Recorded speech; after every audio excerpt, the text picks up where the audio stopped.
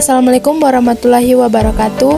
Halo teman-teman, di video kali ini kami akan menjelaskan mengenai perekonomian Indonesia yang diukur berdasarkan produk domestik bruto atau PDB. Sebelum itu, kita perlu mengetahui apa itu produk domestik bruto.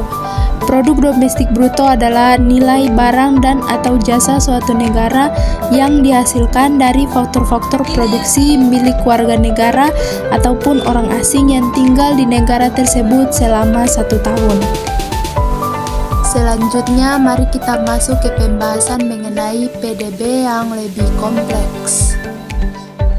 PDB adalah indikator yang hanya mengukur nilai ekonomi tanpa mempertimbangkan distribusi pendapat, keseimbangan lingkungan, atau aspek sosial lainnya. Dalam konteks pergerakan ekonomi di Indonesia, sektor jasa termasuk lelang menjadi bagian penting yang perlu diperhatikan dalam upaya pemberdayaan perekonomian nasional. Badan Pusat Statistik atau BPS mencatat pertumbuhan ekonomi Indonesia tahun 2023 tumbuh sebesar 5,5%, lebih rendah dibanding capaian tahun 2022 yang mengalami pertumbuhan sebesar 5,31%. Dari sisi produksi, pertumbuhan tertinggi terjadi pada lapangan usaha transportasi dan pergudangan sebesar 13,96%.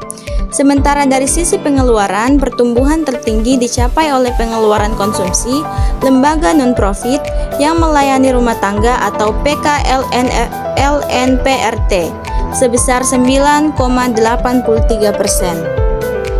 Selama tahun 2023, perekonomian Indonesia dilihat secara spasial masih terus tumbuh. Kelompok provinsi menurut pulau yang mencatat pertumbuhan tertinggi adalah Maluku dan Papua, Sulawesi, serta Kalimantan dengan pertumbuhan sebesar 6,94%, 6,37% dan 5,43%. Sedangkan kelompok provinsi di Pulau Jawa yang berkontribusi sebesar 57,05%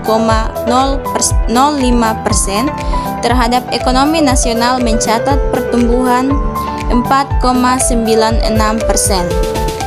Berdasarkan penjelasan yang telah kami sampaikan, maka dapat disimpulkan bahwa produk domestik bruto atau PDB atau GDP adalah salah satu metrik yang paling banyak digunakan untuk mengevaluasi kesejahteraan ekonomi suatu negara dan sering digunakan sebagai ukuran kesuksesan pemerintah dalam mengelola ekonomi mereka.